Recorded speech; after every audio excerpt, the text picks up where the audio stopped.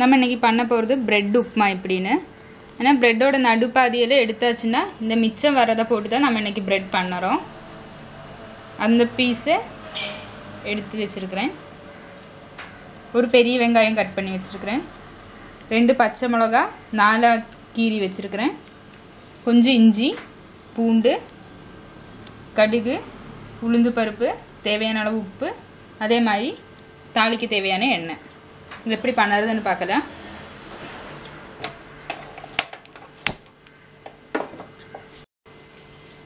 எண்ணெய் காஞ்சாச்சு, கடுகு போட்டுக்கலாம். உளுந்து பருப்பு சேர்த்துக்கலாம். இதுலேயும்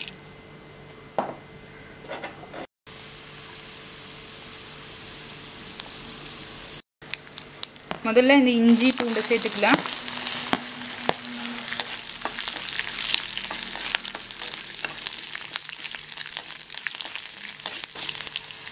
ஒரு 10 செகண்ட் முடிஞ்சதும் இந்த பச்சை மிளகாயும் கட் பண்ணி வச்சுருக்கிற பெரிய வெங்காயம் சேர்த்துக்கலாம்.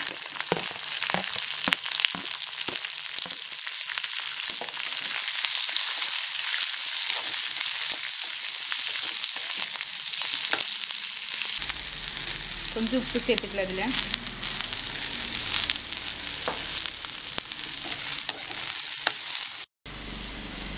வெங்காயம் ரொம்ப வதங்க வேண்டாம், ஒரு அளவுக்கு தானதும் இந்த பிரெட் அதில் சேர்த்துக்கலாம்.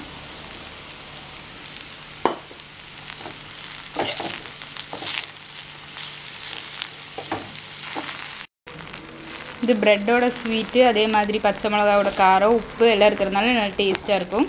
இதில் வேணால் டொமேட்டோ சாஸ் வேணால் கொஞ்சம் சேர்த்துக்கலாம், இல்லைன்னா ஒரு கப்பில் வச்சு தொட்டு வேணாலும் சாப்பிட்டுக்கலாம்.